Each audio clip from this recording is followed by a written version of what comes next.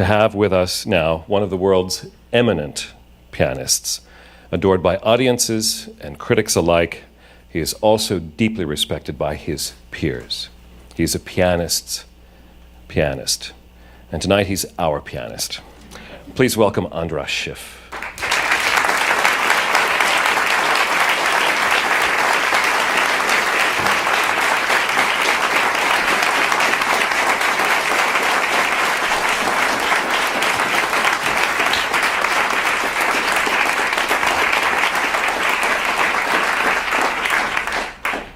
Starting last October and continuing through this October, András Schiff is in the midst of what he calls the Bach Project. In North America, 6 Bach recitals and a week of orchestral music of Bach and Schumann and Mendelssohn just concluded with the New York Philharmonic. And the other venues in which Mr. Schiff is appearing in New York include Avery Fisher Hall and Alice Tully Hall and the Green Space as well. Mr. Schiff, when did you first meet Sebastian Bach? Well, symbolically speaking, unfortunately, we were born at different times. But yes, luckily, Bach is not just the greatest composer, but because he had so many children who were so musical, so he was a great teacher and a pedagogue. So he wrote wonderful educational music for his children. So when I started taking piano lessons at the age of 5, then I could immediately, almost immediately, start with the little preludes and the little pieces written for Anna Magdalena Bach, things like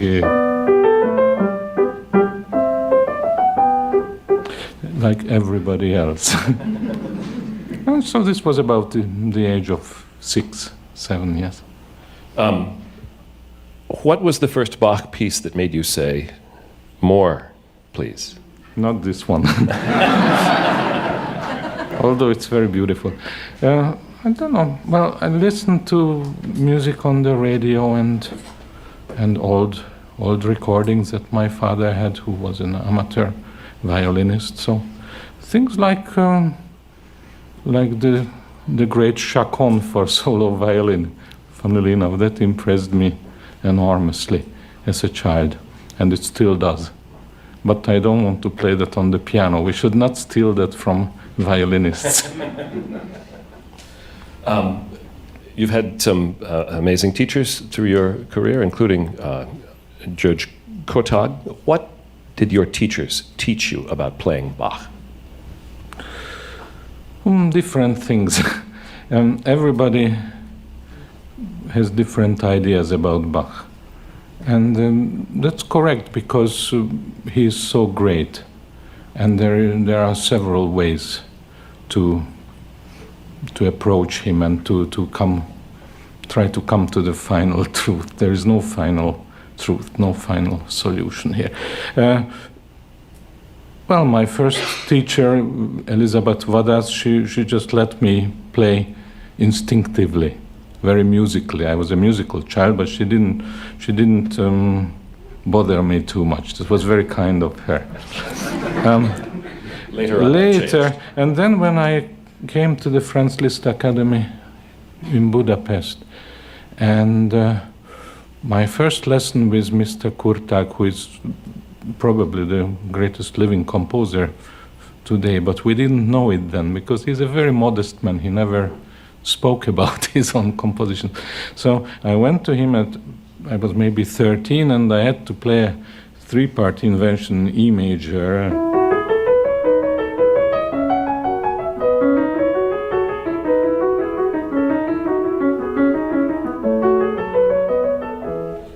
Still difficult, but and he just took this into pieces apart. We spent like 3 hours on not this whole piece, because I didn't go beyond bar 3 in 3 hours.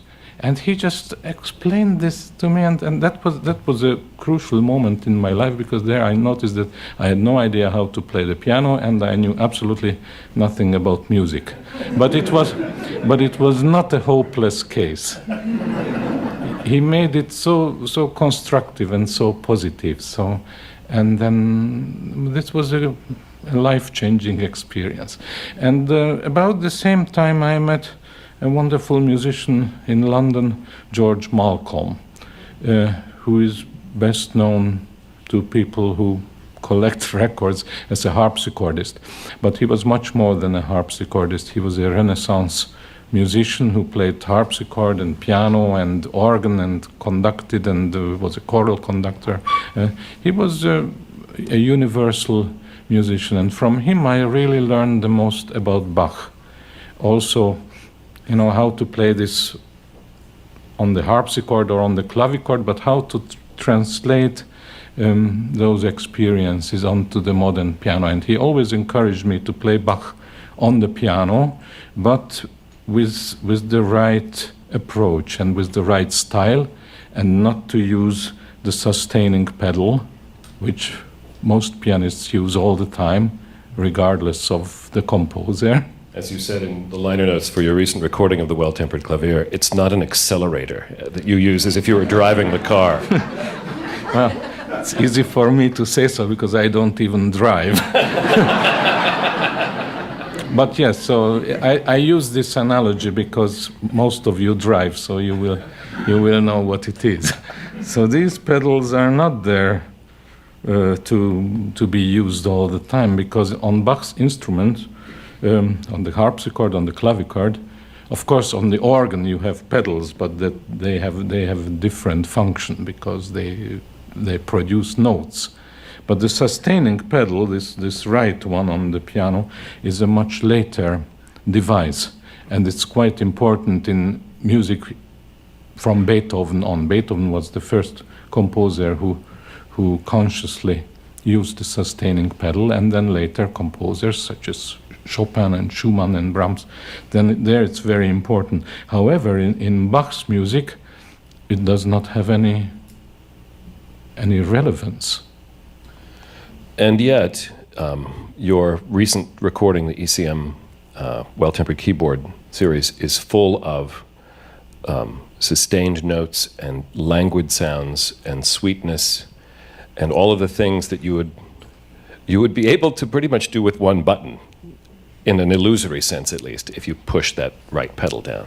Yes, but that would be the easy way, and I'm not looking for an easy way. Of course, you have to do all of that. You have to achieve a singing tone. You have to achieve a perfect legato, which is actually not possible on a keyboard instrument. You make the illusion of it.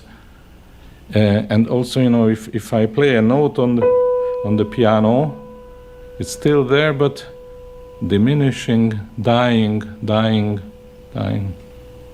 dead. I cannot say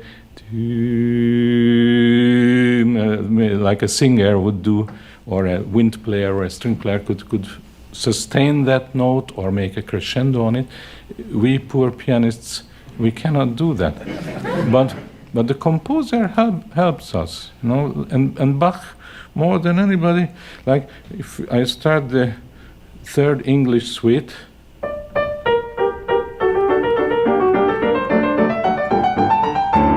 you see, it starts with one voice, second. So every time a further voice enters, it creates the illusion of a crescendo. And that's what a great composer can do. Have you ever played the harpsichord or the organ? And I don't think anybody does play the clavichord. Oh, I do. Do you? Yeah. With pleasure. Yes, I have a clavichord in my home in Florence. Can you tell us what that is? Because I'm guessing that most of us think it's a collarbone. Well, it's a tiny little... What is it? A clavicle, as opposed to a clavichord.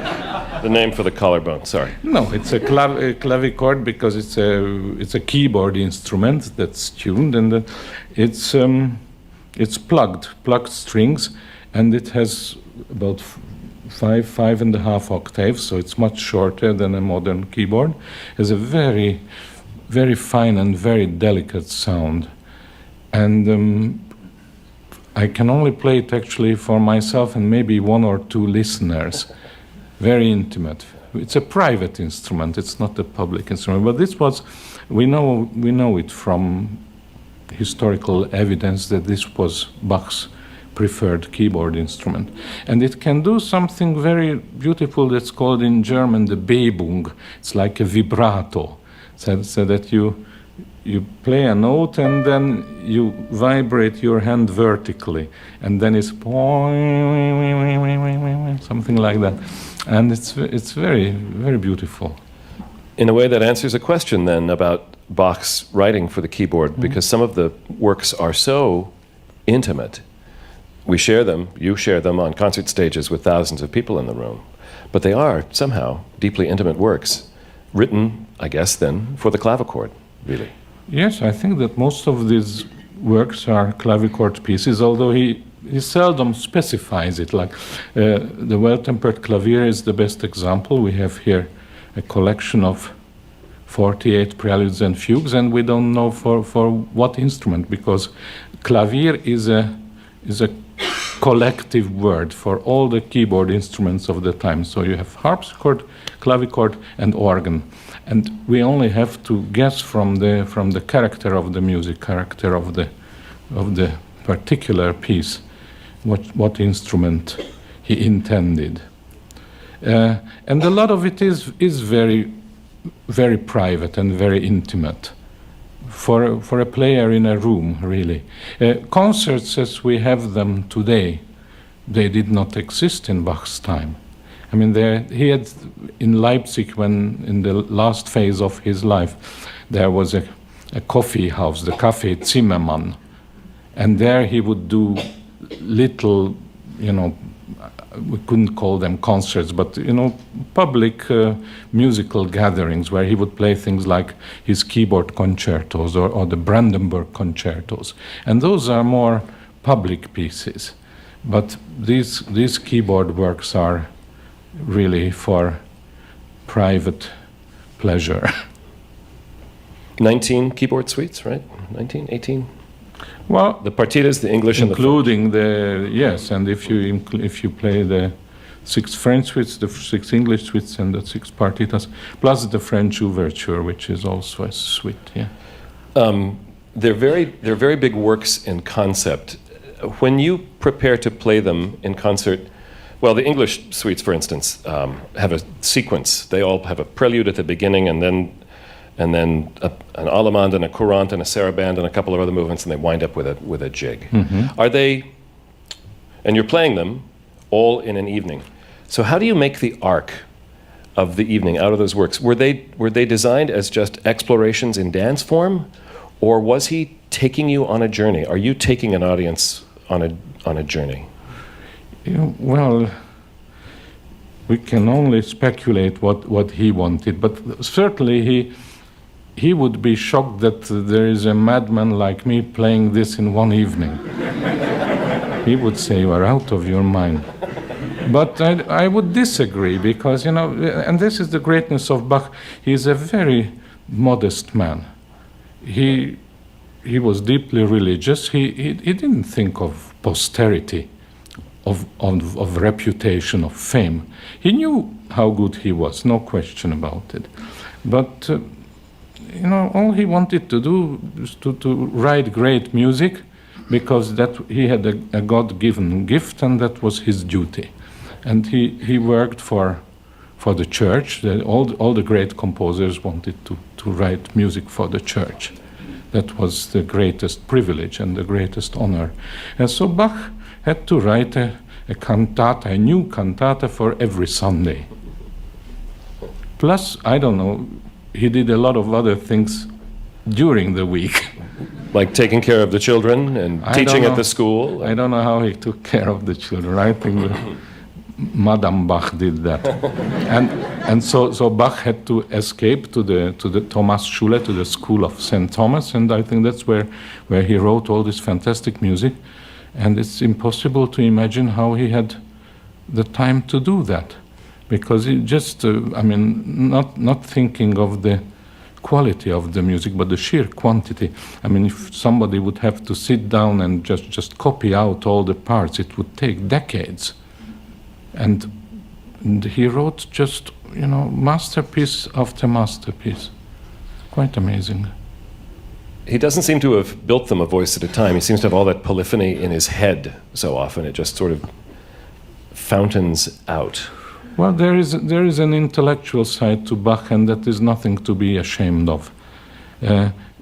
Certainly, but people who find this music too cerebral, they miss the point, because it's, of course, it's intellectual and wonderfully constructed music, but the emotional side of it is even more important. And that's why, 300 years later, we are still listening to it more than ever. And I think there is no other composer who has this rapport with younger generations also.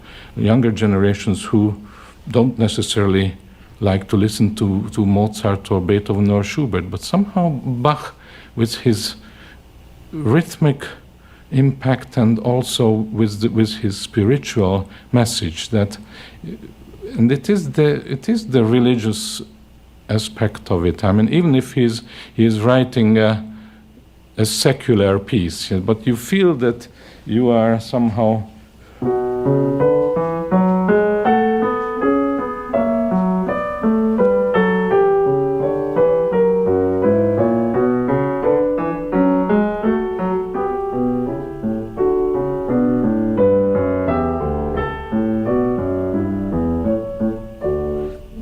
this could be in the B minor Mass or in one of the Passions, but it's just a prelude for keyboard, B minor of Weltenperklavier Book 1. And vice versa, when you have in the Passion something like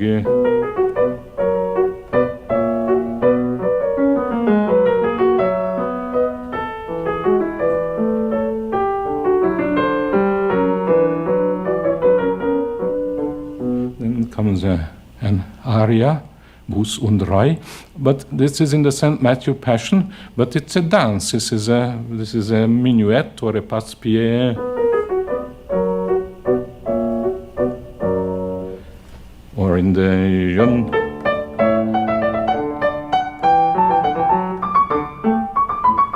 we should take the Gloria of the B minor Mass. It's full of joy, full of life. So with Bach, the sacred and the secular, they are interconnected. But even in the secular works, you feel the spirit and the spiritual message. There's dance music. Does Bach ever not dance?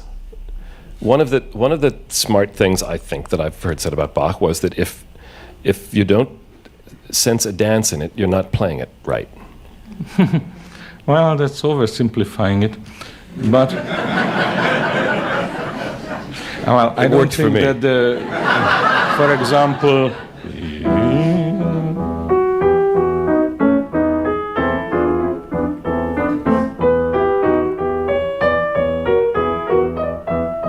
I don't think that the opening of the St. Matthew Passion is a dance.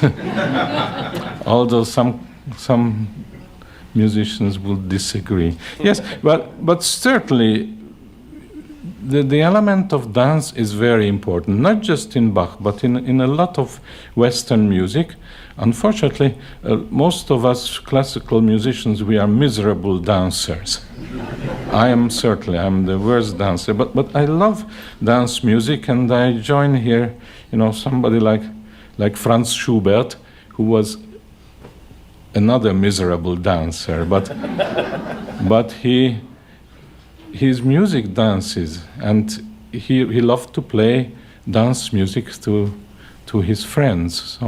And Bach uses these Baroque dances all the time, not just in his suites and partitas, but as I showed also in the sacred music. They're all over the cantatas. The dances are everywhere, and they're amazing. Yes, and this is also something very, very European in the best sense, that he is using German, French, Spanish, Irish, Scottish, Polish dances and unites them. So this is what the politicians are desperately trying to do in the European Union, and they make a mess of it. But Bach did it somehow. Did the audiences of Bach's time find his music perplexing?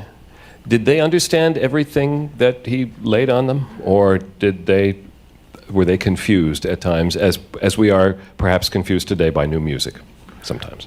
Yes, I think they were confused. I mean, this was much too great for them. And especially, there came a time in the last decade of Bach's life, so about from 1740 to 1750, when he was considered passé, outdated. Already his sons, like Carl Philipp Emanuel Bach, who was a wonderful composer, they were writing revolutionary music that pointed the way towards Haydn, Mozart, and Beethoven, towards the classical style. And people didn't want to bother with Bach anymore. The times were different, and also the minute he died, he was forgotten. People didn't want to listen to or to play music of the past. That's in a way a good thing. We could be nostalgic about that today, because today, well, wherever we have new music, it is being performed and listened to in a kind of a ghetto-like atmosphere. So we have the new music ghetto, and we have the mainstream, which is a little bit like a museum. Shouldn't be, but that's a bit like, it's very strange that in the visual arts or in literature, people are so curious to see and read the newest. And in pop music, certainly. But in the so-called serious music, whenever a new piece comes, it's suspect. When the New York Philharmonic plays a new piece, and a lot of people walk out, or they don't even come. And they want to hear them, and preferably the same way. So that's not a healthy situation. However, what I'm trying to say is that Bach's music was forgotten. He died in 1750, and it took Mendelssohn in 1829 to resurrect him with the first performance of the St. Matthew Passion. Mendelssohn was 19 years old, and he put Bach back to life. How has your own playing of Bach changed over the years, over your lifetime? That I don't know. No radical style changes, no epiphanies along the way? Nothing, consciously. It changed like I have gray hair. That's how it changed. Changes like preferably when you have a good bottle of wine, and then it needs a few years to mature. You should not drink a good bottle of wine in its first or second year. So I hope it's like a good bottle of wine, and certainly, but there are no shortcuts in music and musical interpretation. So I have to study these works and live with them for years and for decades, and play them over and over and over again, and learn from my own mistakes. And I'm never arriving anywhere. It's always a work in progress. So hopefully I understand them much better now, and in 5 years' time it will be further still. But the trouble is that your mind develops, but the body is a different matter. Still, I'm not complaining, but it's very difficult, because there are like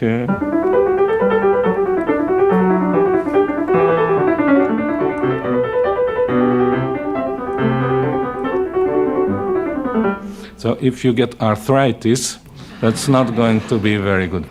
But we are not there yet.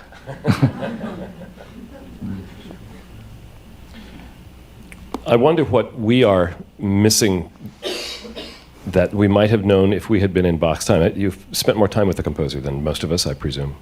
So did he make, if he perplexed audiences sometimes, did he also sometimes make connections with them that we wouldn't understand today?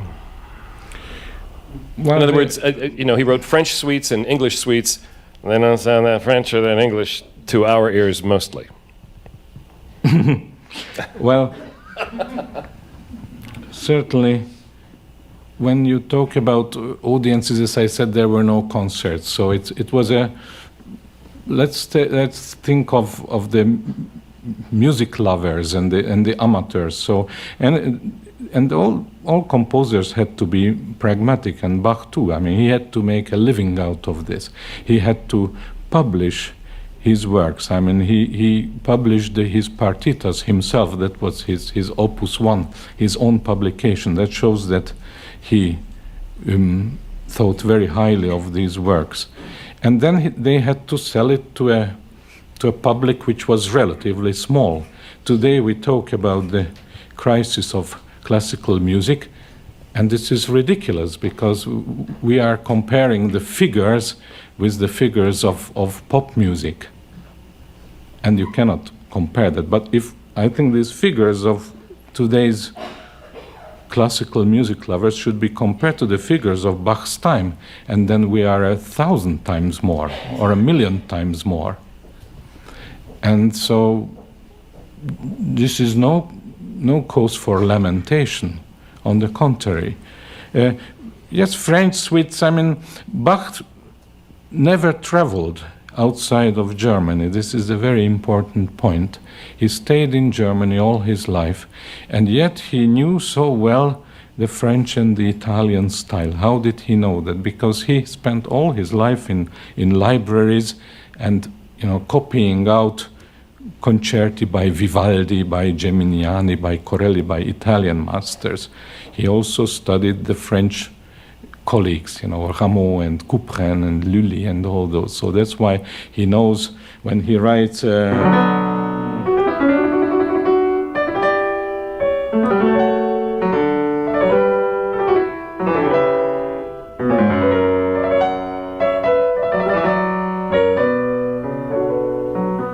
French overture. Everybody knew at that time what is a French overture. This is a very, very festive with dotted rhythms, and this is from the music from the court of Louis XIV. And all civilized and cultured people knew that. I mean, it clicked with them. And similarly, an Italian concerto, which is by Bach, this is a very famous piece.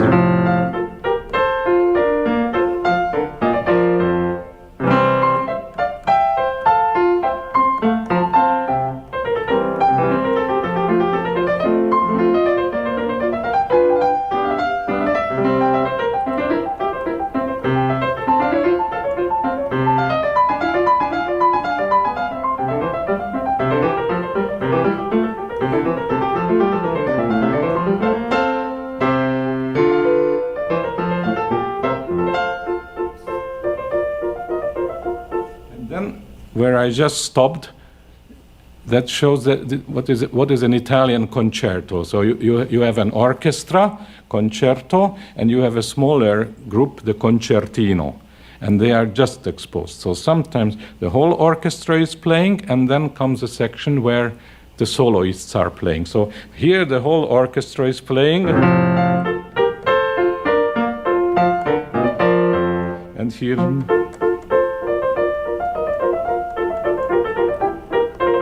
only a small section. Bach wrote this Italian concerto, by the way, specifically for a harpsichord with 2 manuals. So I can only imitate that here on a piano. But again, this is a tour de force because he creates the illusion of an orchestra just exposed with soloists, on a single keyboard instrument. So, and so Bach approached music systematically, almost like a scientist. So he sets himself goals, and he solves all the problems.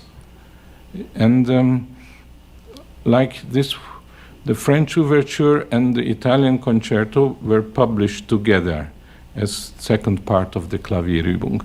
And then the Goldberg variations, for example, an aria with 30 variations, a monumental work. And he hardly ever composed other works in variation form. So he set himself this goal, now let's make a huge work, theme and variations, and it has to be the best ever.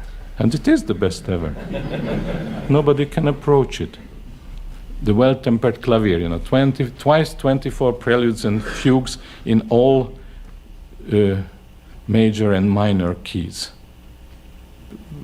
It's unbelievable. The art of fugue, his opus magnum,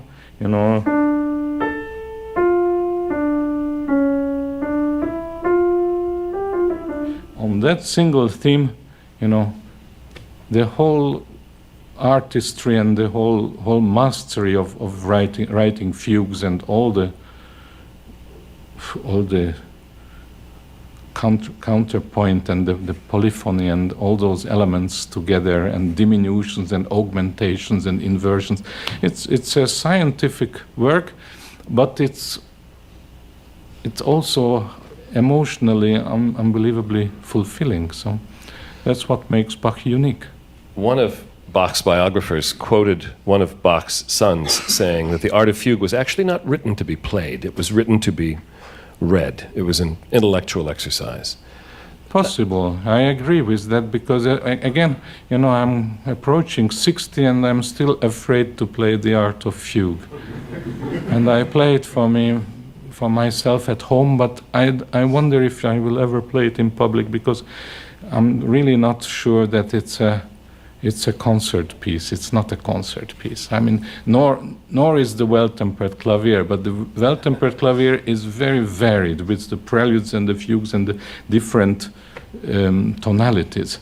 And the art of fugue is all in D minor. You have solid 2 hours of the hardest counterpoint in the world. But it's the greatest work ever. So in a way, it's a pity not to play it. So you're not settled, we see. Not settled. On that point. You've expanded your own color palette in the last week. You've conducted the New York Philharmonic and played Bach with them. How do you communicate with an orchestra to play Bach the way you'd like to? Well, first of all, they are a wonderful orchestra, but I've done this with many orchestras now, and it always works, because somehow they respond to me. I don't know why. I bring my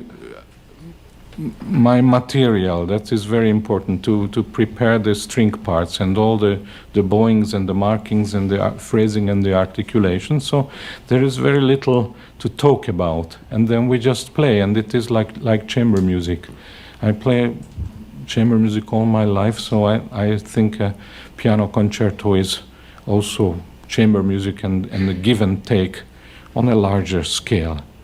And the piano is not necessarily more important than any of the other instruments. Maybe first among equals, but not more. Do you ever have to sell an orchestra on your approach? Do you ever have to say, can we try it this way? Do you ever get somebody saying, I don't think this is right, we shouldn't do it this way? Groups who are unwilling to sort of see your point of view on the matter? Has not happened yet. I'm not wishing it on you, I just... No, it's not. I mean, but if it would happen, I would be open to ideas, but the ideas have to be intelligent. And I mean, if somebody says to me, I feel it differently, it's not good enough. I mean, there has to be a reason behind it. I mean, also, when I suggest an interpretation, it's not just I feel it that way. there is more reasoning behind that. You've prepared an edition of the Well-Tempered Keyboard. Was that something that you felt just needed to be in the world? A lot of your fingerings based on some original editions. What was the motivation for that? Well, I was asked by Henle, the publishing company, to do this, and I was very reluctant because I never write fingerings in my music. You won't find one in my Bach music. It's all. I respect somehow the score, and but then I realized that these fingerings were very, very well conceived in my brain, and I do work it out. And so then the publisher said that we prepare two different editions, one without fingerings and one with. And most of the people who buy the music students and music lovers and amateurs, they do ask for a version with fingerings. So therefore I gave in, but it's probably the cheapest lesson with you they can afford to get. My lessons are very cheap because I never charge for a lesson but I don't teach regularly. There is no time for that. But no, the fingerings are it's not a mechanical thing because a good fingering can illuminate a musical line or a musical phrase. And also I try to design these fingerings that the player should be able to play the preludes and fugues without the sustaining pedal. But they are not easy fingering. With your concerts this week, I want to ask you again about a difference between these suites and a difference in your concept of them. The French last night, the English tomorrow night. Is there a preparation for each work that is different? Do you see them as different in structure other than the notes on the page themselves? The preparation is not different. It's just very, very serious, and so I have to start from scratch, really. Will you play them through tomorrow before you play them tomorrow night? Oh, certainly, yes. Tomorrow morning, every day. Anyway, at home, I start every day with Bach. I play even something before breakfast, and then certainly after breakfast another hour, something by Bach. So when it's a concert, then certainly I always go to the concert hall and spend about 3 hours there, playing through the whole program and getting used to even if I know the instrument, it will be this very same instrument, and I know the whole, but this is like a ritual. To me, it's very important. I cannot understand some orchestras go on tour and they don't even try the acoustics. They just go out on stage and play. I think this is scandalous, because God knows what happened. I mean, each hall is different. Each hall is also, it's different when it's empty and when it's with the audience. So when I start the concert, then the first few minutes I'm trying to adjust the difference between the empty hall and the full hall. And this is something that you can't learn at school. You can only learn it from experience. What kind of adjustments do you make for a situation like that? You might stretch the tempo a little bit if the room is particularly resonant, even with an audience there, to keep the notes a little more separate. You might play louder or softer.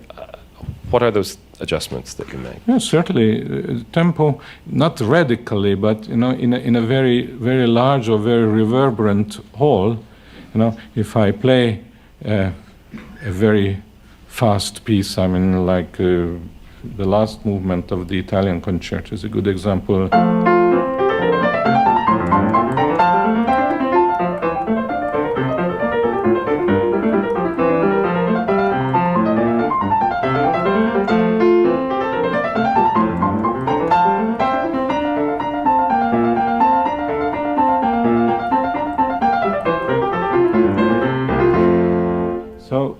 in a very reverberant room, this would be too fast. And then I adjust it, but I'm not going to play it. That would be a parody. But something, you know, it still is the character.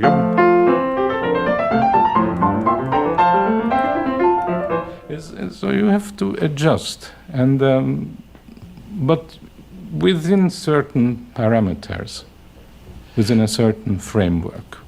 When you made your recording then of the Well-Tempered Keyboard last year, that was the right way to play it in that room, I guess, and on that piano at that time. Have you listened back to it? Are you still happy with the recording?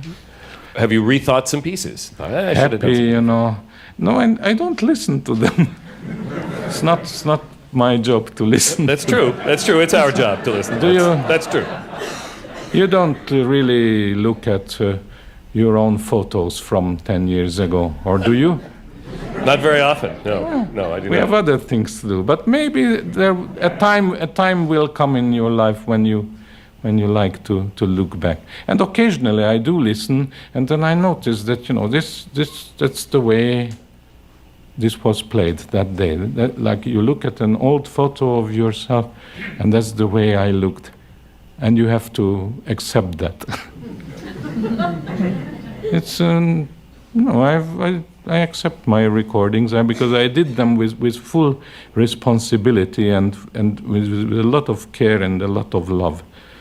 And time goes on, so we have to. I'm always very philosophical about it because, like Bach didn't think of posterity. I also, you know, I'm a very small, little nothing compared to Bach, but I don't think of my recordings being made for eternity. A lot of my colleagues do. They take these recordings incredibly seriously.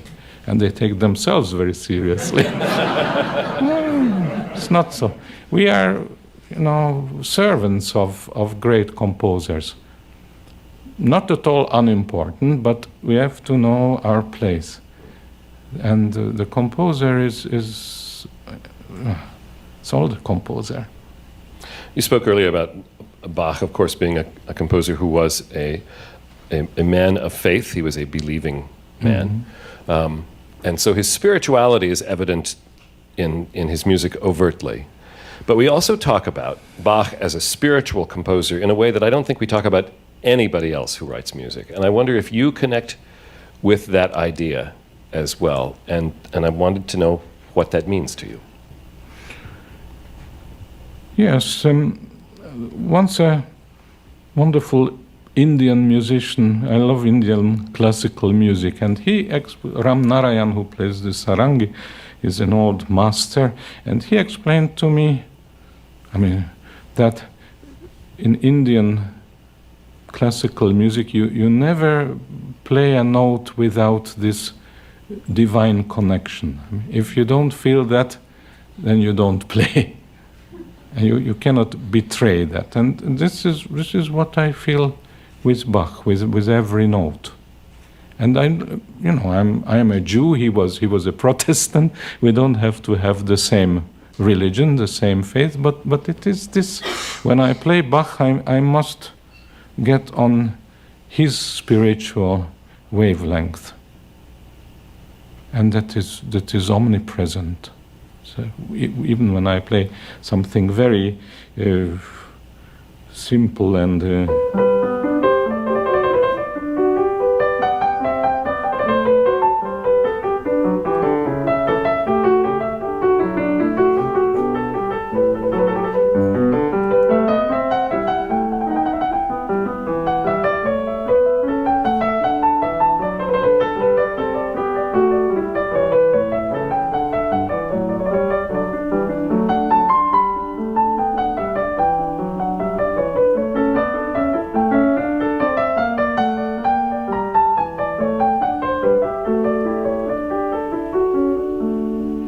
a little almond of a French suite, but like you have those wonderful Italian Renaissance paintings you can see in Fra Angelico, for example, and you see little musical angels. They are always singing and smiling. So there's a joy in this. So this is a liberating feeling. It's not pessimistic.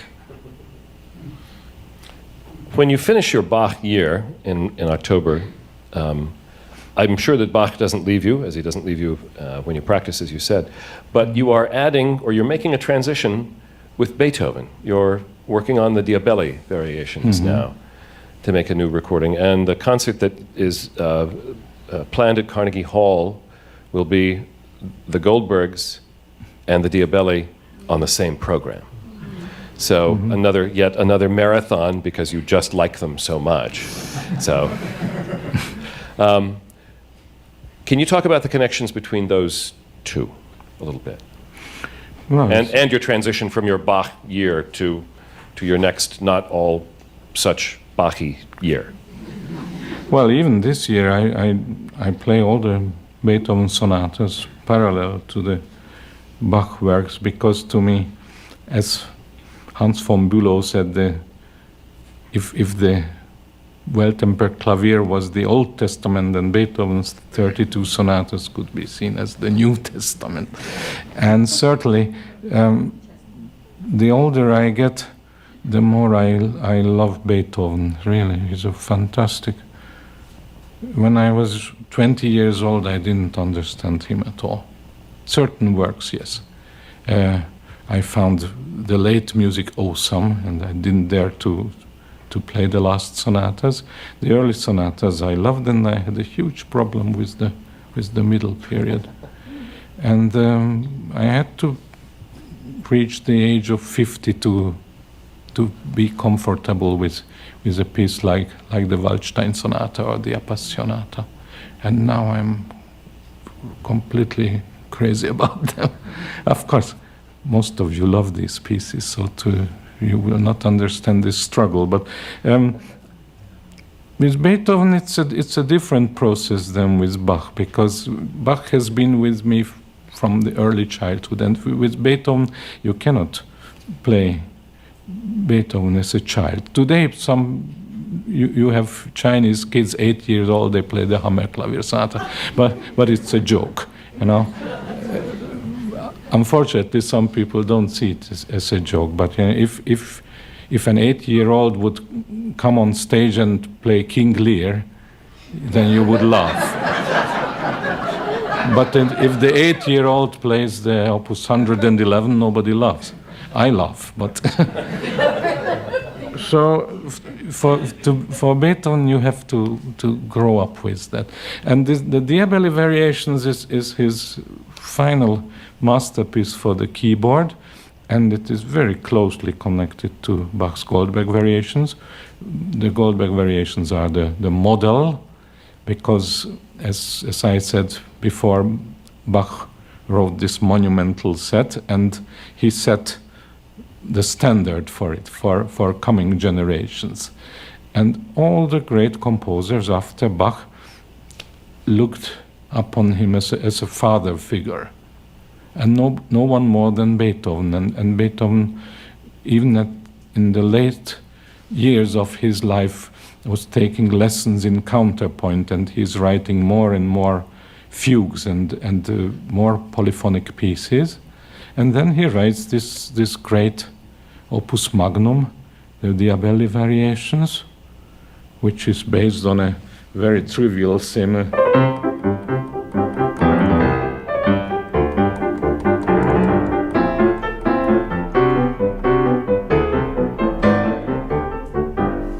But he makes a universe out of this. It's a jingle, really, is what it is. That's such a simple little song. Well, this is from Diabelli, but he spices it up. And then, so I wanted to put these two pieces together. I will not do this very often. I do it until my 60th year, and then I will try to play simpler programs after that.